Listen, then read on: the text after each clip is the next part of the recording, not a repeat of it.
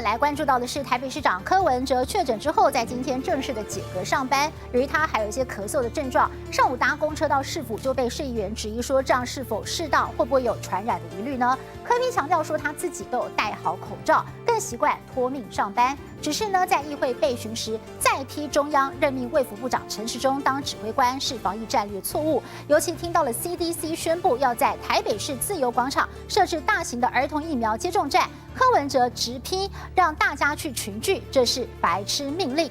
而副市长黄珊珊就补充了，因为那边有防疫急门诊，很多快筛阳性的民众也会在那里，恐怕会有群聚的疑虑。不过，医福会执行长王必胜则是在脸书上抛出了自由广场的照片，他就说了，熟悉台北市的人都知道，自由广场很大。台北市政府有没有得到任何讯息？没有，这个很白痴的命令，很白痴的命令。中央无预警要在6都设儿童疫苗大型接种站，北市选在自由广场，北市府却完全蒙在鼓里。那我都在学校打完了，他要干什么？所以你觉得多此一举？没有必要，不要乱下命令了。不可能把全台北市的小学生集中去中正纪念堂打。要相信我们这些第一线的指挥官，本来打疫苗就不需要群聚了，反而乱了。在自由广场其实有很多快筛阳性的，我们也柯 P 难掩不悦神情，确诊后首度解隔出关，还是会咳嗽啊，熬不要？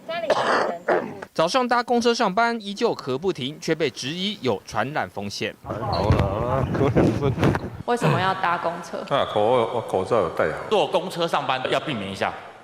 不用了，正常就好。随时都一副很累的，我没事我就进入那个电脑休眠状态，必要的时候可以托命工作，没问题。乡院的。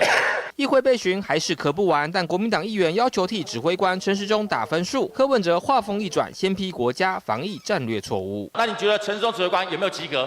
用我的标准太高了啦。像国门要开不开，这哪里是卫福部可以决定？一个卫福部部长去当这个防疫的总指挥，其实逻辑是有问题。